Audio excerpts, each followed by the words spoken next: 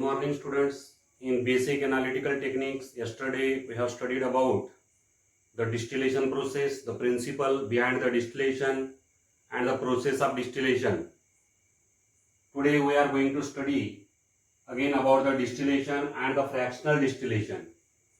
So in the distillation, there is one activity, the separation of acetone and water. Acetone and water, these are two miscible liquids, means they mix with each other. Acetone and water, they completely mix with each other, means they are miscible liquids. The separation of these two liquids is possible by the simple distillation, because here acetone has a boiling point of 56 degrees Celsius and the boiling point of water is 100 degrees Celsius. So these are the two liquids with large difference in their boiling points. The difference in the boiling point of these two liquids is more than 30 degrees Celsius. So such liquids can be separated from their mixture by means of simple distillation process. This is the diagram for the simple distillation process. So simple distillation process is here useful for the separation of acetone and water from their mixture, because the difference in the boiling point of acetone and water is quite large.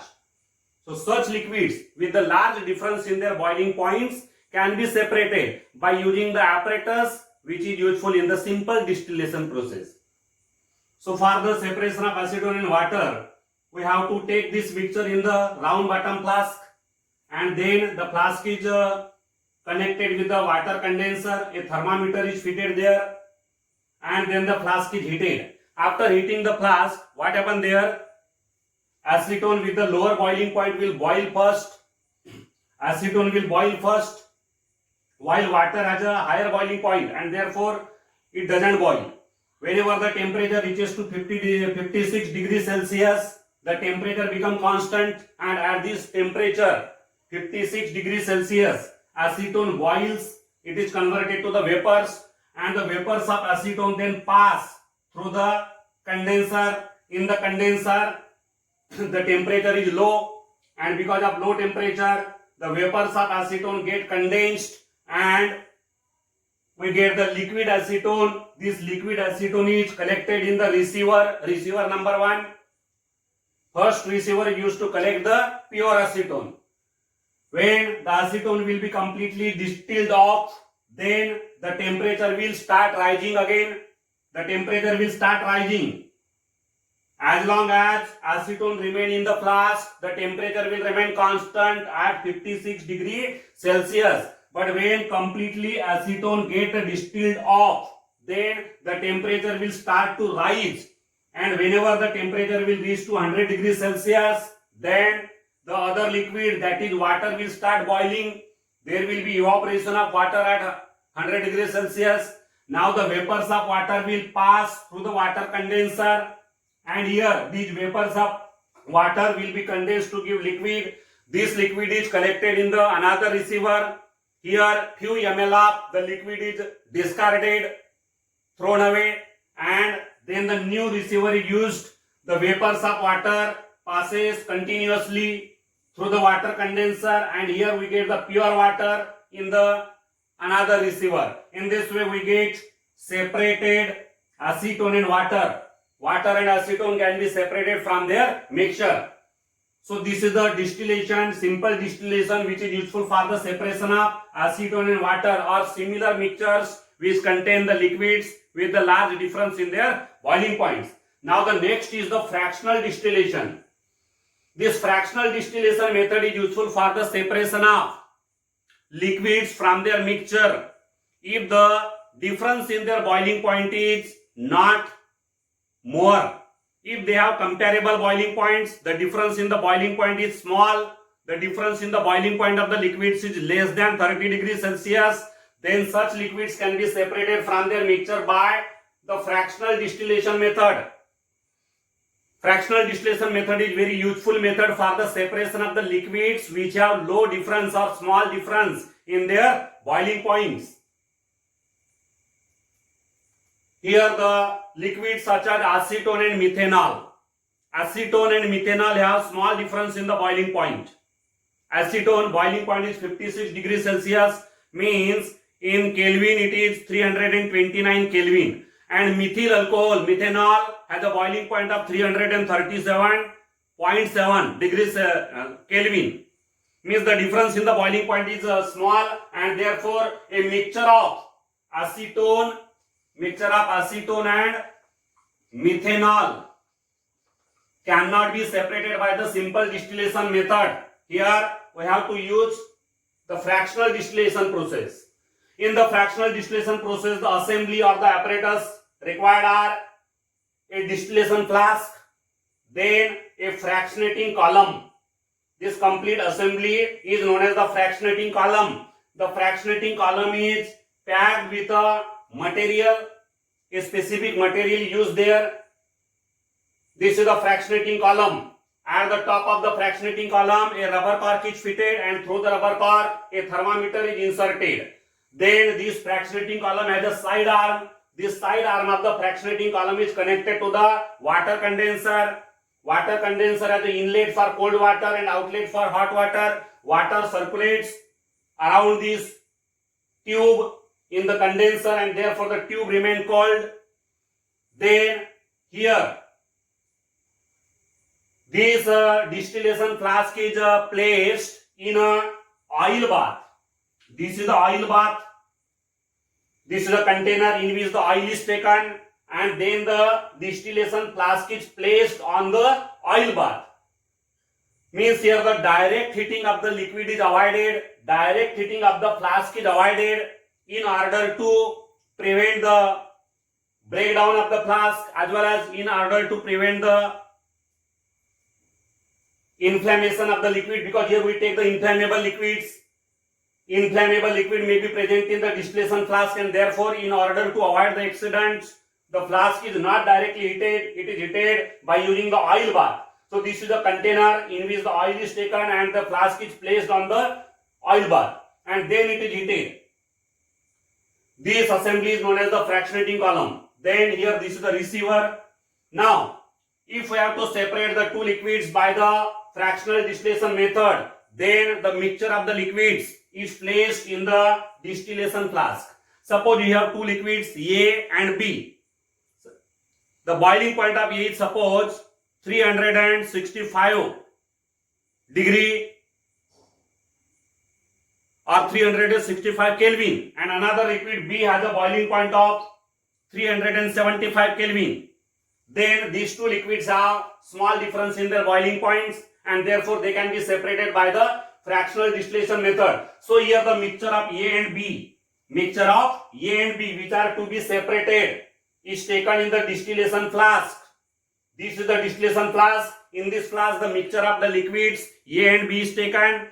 The liquid A has a boiling point of 365 Kelvin, while the liquid B has a boiling point of 375 Kelvin. Both the liquids are in the form of mixture. This mixture is taken in the distillation flask. Then the distillation flask, on the distillation flask, the fractionating column is arranged, and the fractionating column is then connected to the water condenser. Later on, at the end of the water condenser, a receiver is arranged. This distillation flask is heated by placing the flask on the oil bath. It is heated. When the flask is heated, then here the liquid with the lower boiling point, that is the liquid A, from this mixture will boil first. The liquid A will boil first, but because of the small difference in the boiling point, the liquid B will also evaporate. There will be evaporation of liquid B also simultaneously, because the difference in the boiling point of the liquid A and B is quite small, and because of that small difference in the boiling point, when the liquid A with the lower boiling point will evaporate or it will boil, simultaneously the liquid B with the higher boiling point will also evaporate to a smaller extent. Then the vapors of both of these liquids A and B will pass through the fractionating column. The vapors will rise upward. The vapors will go upward. The vapors will contain A as well as B. The vapors of A and B both will rise upward in the fractionating column. But the fractionating column has a large surface area. The fractionating column has a large surface area and it is packed by means of some material in order to increase the surface area. The surface area inside the fractionating column is very large.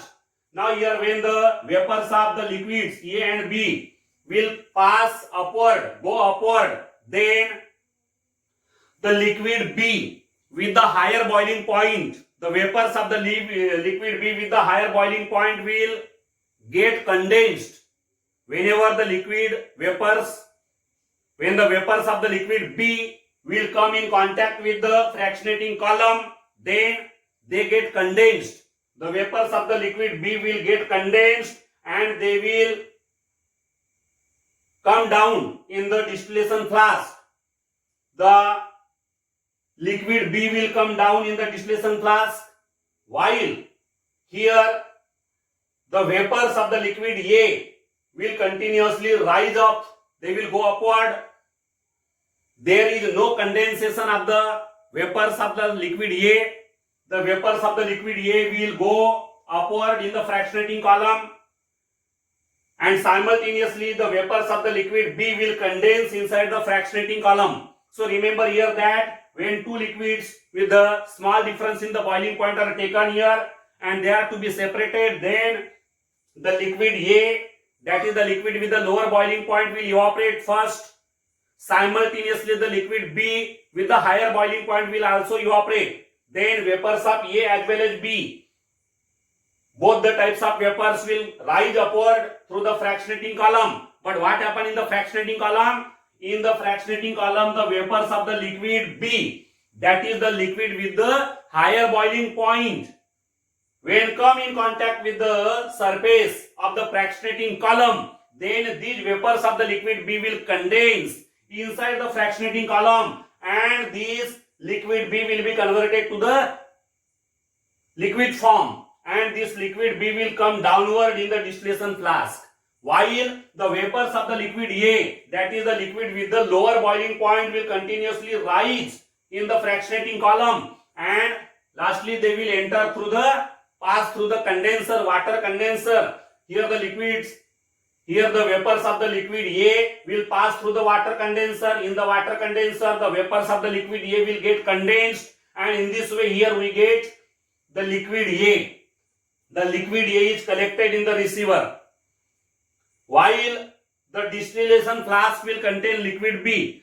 Means here the liquid which remains behind in the distillation flask will be richer in B. It will contain more proportion of B, while the liquid which is obtained in the receiver will contain more proportion of A. In this way here we get A and B, but these are not absolutely pure. The process is repeated. The process is repeated in order to get the pure A and pure B. Because here after the completion of distillation process, here we get a liquid in the distillation in the receiver, but the liquid in the receiver is not completely pure.